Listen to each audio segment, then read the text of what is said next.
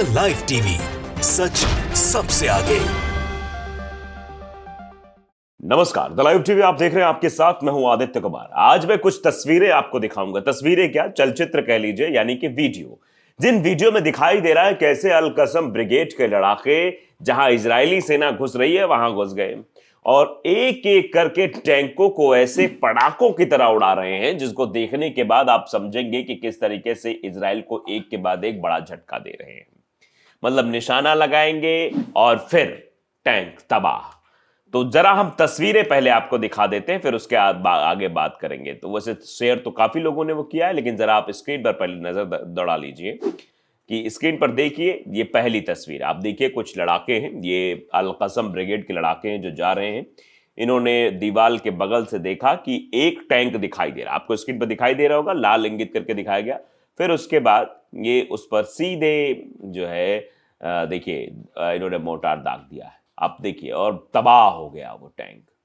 उसके बाद गोलीबारी भी शुरू हो जाती है। आप समझिए कि ये हौसला, ये जज्बा, ये दर्शाता है कि किस तरीके से जहां इजरायली सेना जा रही है, जिस तरफ से अपने टैंक्स को लेकर, अपनी सेना को लेकर वहां ये लोग घुसते हैं और किस तरीके से तबाह कर देते हैं। अब चलिए दूसरी तस्वीर की ओर हम आगे बढ़ते हैं।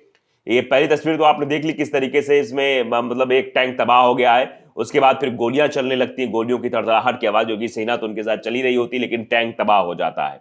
फिर उसके बाद दूसरी तस्वीर आप देखिए, देखिए दो तीन लड़ाके जा रहे हैं। फिर उन्होंने साइड से देखा और देखने के बाद देखिए, वो देखिए टैंक दिखाई दे रहा है, वो टैंक जा रहा था, उस टैंक पर एक निशाना मारा, गोला दागा, तो उसके बाद वो भी तबाह। आप समझिए कि दो तस्वीरों में आपने दो जो है टैंक तबाह कर देखे इस वीडियो में, कि पहले में निशाना लगाया, फायर किया, खल्लास, दूसरे में निशाना लगाया, फायर किया, खल्लास। यानी दो टैंक, मुश्किल से मुझे लगता है कि ये 10 से 15 सेकंड में दोनों टैंकों को तबाह कर दिया गया। आप अंदाजा लगाइए जिस तरीके से अल कसम ब्रिगेड काम कर रहा है। अगर 15-15 सेकंड में इजराइल के एक एक टैंक तबाह हो जा रहे हैं, तो फिर अंदाजा लगाइए आने वाले समय में कितने टैंकों का ढेर लगा दिया जाए, कितने टैंकों को तबाह कर दिया जाएगा। और टैंक तबाह होंगे तो टैंक के आसपास सैनिक भी तो रहते हैं, उनका भी तबाह होना है। टैंक के अंदर जो सैनिक रहते हैं उनका भी तबाह होना है। मान के चलिए कि आसपास ये 5-6 सैनिक को लपेट लेते हैं, मतलब एक फायर में 5-6 सैनिक और एक टैंक तबाह। तो ये घुस कर वार किया जा रहा। देखिए लिखा भी हुआ है, मिडल ईस्ट ऑब्जर्वर की तरफ से ये पोस्ट भी किया गया है। उससे पहले हम बताएंगे, उससे पहले तीसरी तस्वीर भी पर भी नजर डाल लीजिए आप। देखिए तीसरी तस्वीर देखिए, टैंक दिखा और टैंक के आसपास सैनिक भी दिखाई दे रहे हैं, फायर, खल्लास। मतलब अब उसके बाद एक चौथी तस्वीर भी है। चौथी तस्वीर भी आप जरा देखिए किस तरीके से टैंक को तबाह कर दिया है। हमने आपको 4 तस्वीरें दिखाई, 4 तस्वीरों में 4 टैंक, और अगर 5-5 सैनिक के हिसाब से हम जोड़े तो 5 चौके 20, यानी 20 सैनिकों को मुश्किल से। ये वीडियो जो बन रहा है वो 1 मिनट 9 सेकंड का वीडियो है। तो 1 मिनट 9 सेकंड में 4 टैंकों को तबाह कर दिया गया है। 4 वीडियो जो हमने आपको दिखाए, 4 टैंकों को तबाह किया गया है, और उसमें जो सैनिक आसपास रहे उनको भी तबाह कर दिया गया है। तो आप अंदाजा इससे लगा सकते हैं कि आने वाले समय में कितना और ये तेज होने वाला अल कसम ब्रिगेड का जो ये आंदोलन है, कह सकते हैं। तो आप देखिए सीन्स ऑफ अल कसम, यानी अल कसम के जो तस्वीरें हैं। अल कसम Mujahideen clashing with vehicles involving the AI Town and Beit Hanan area in the northern Gaza Strip, Al-Aqsa flood। यानी उत्तरी गाजा पट्टी अल अक्सा बाढ़ में अल तवाम और बेत हनौन क्षेत्र पर आक्रमण करने वाले वाहनों के साथ अल कसम मुजाहिदीन की झड़प के दृश्य। ये जो इजराइल की तरफ से सेनाएं आ रही थी, इजराइल की तरफ से जो ये टैंक्स आ रहे थे, इन टैंक्स को तबाह कर दिया गया है ना उन क्षेत्र में, मतलब पूरी तरीके से नस्ता नाबूद कर दिया है। वो तस्वीरों के माध्यम से आपने देख लिया है, और लगातार ये जो है तस्वीरें साझा की जा रही, तस्वीरों के माध्यम से बताने और समझाने की कोशिश की जा रही है कि देखिए किस तरीके से अल कसम ब्रिगेड काम कर रहा है। अल कसम ने उत्तरी गाजा पट्टी में अल तवाम और बेत हनन क्षेत्रों पर, हनौन जो क्षेत्र है, उनमें जो बख्तरबंद थे वाहनों को यासीन 105 टेंडेम हीट रॉकेट के साथ नष्ट करने के दृश्य जो है वो हमने आपको दिखाए, वो चित्र हमने आपको दिखाए, वो तस्वीरें हमने आपको दिखाई, वो वीडियोस हमने आपको दिखाए, जिनको देखकर ये लग रहा है किस तरीके से अल कसम ब्रिगेड लगातार अपनी कार्रवाई कर रहा है। और उसके कार्रवाई की वजह से ही मतलब आप समझिए पूरी तरीके से डर का माहौल जो है वो व्याप्त हो गया है इजरायली सेना में। अब आने वाले समय में क्या होगा ये तो वक्त बताएगा, लेकिन फिलहाल अभी की जो ताजा अपडेट है उससे तो ये लग रहा है किस तरीके से हमास एक्टिव नजर आ रहा है, इजराइल को धूल चटा रहा है, और आगे ये युद्ध कितने दिन तक चलेगा इस पर तो संशय भी बना हुआ है। लेकिन इजराइल को एक के बाद एक सबक जरूर सिखा रहा है, और उनके जिस तरीके से जो उनके टैंक्स हैं, उनके सैनिक हैं, उनको तबाह कर रहा है। तो लगातार अपडेट आ रहा है। अब समझ लीजिए किस तरीके से गाजा का सबसे बड़ा अस्पताल जो है वो मरीजों को जीवित रखने के लिए संघर्ष कर रहा है। इस पर भी अपडेट थोड़ा हम आपको दे देते हैं। देखिए, एनडीटीवी ने ये अपनी वेबसाइट पर लिखा है किस तरीके से गाजा पट्टी के हालात दिन ब दिन बदतर होते चले जा रहे हैं, क्योंकि लगातार एयर स्ट्राइक इजराइल के द्वारा की जा रही है। फिलहाल जो जमीनी हमला हो रहा है उसका मुंह तोड़ जवाब तो दिया जा रहा है, आपको तस्वीरें भी हमने दिखा दी। लेकिन जो एयर स्ट्राइक हो रही है उससे जो हताहत हो रहे हैं, अस्पतालों पर हमला किया जा रहा है, स्कूलों पर हमला किया जा रहा है, जहां जो शरणार्थी रुके हुए वहां पर हमला किया जा रहा है। तो ये हमला करके दरअसल ये दर्शाने और जताने की कोशिश है कि हम जो है बहुत बड़े शहंशाह हैं, हम बहुत बड़े तुर्रम खां हैं।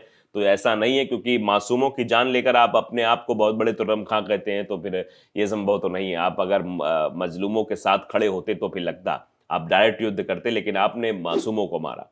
इजराइल हमास युद्ध, गाजा का सबसे बड़ा अस्पताल भी मरीजों को जीवित रखने के लिए कर रहा है संघर्ष। इजराइल की सेना इन दिनों हमास के खात्मे के लिए गाजा पट्टी में अपनी जमीनी ऑपरेशन को चला रही है, लेकिन इस ऑपरेशन की वजह से गाजा पट्टी के अस्पतालों की हालत बेहद खराब हो चुकी है।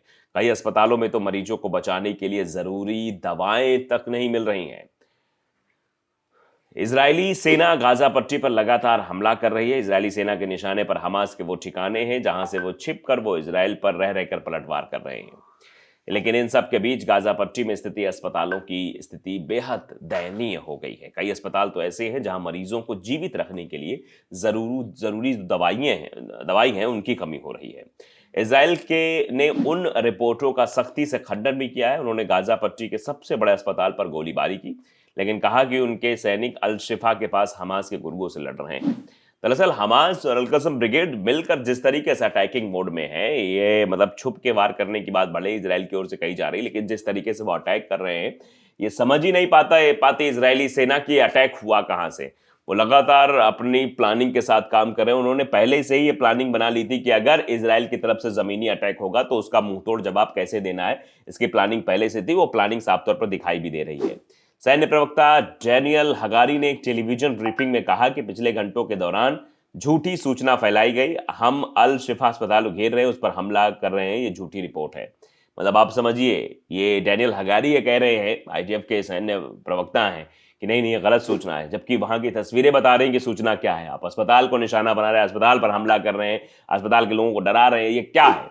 ये बयान फिलिस्तीनी अधिकारियों के ये कहने के कुछ घंटों बाद आया कि अस्पताल में 2 नवजात शिशुओं की मौत हो गई है। बिजली की कमी के कारण इनक्यूबेटरों में दर्जनों खतरे हैं। इजरायली सेना हमास को खत्म करने के लिए गाजा पट्टी में बीते दिनों से जबरदस्त गोलीबारी और बमबारी कर रही है।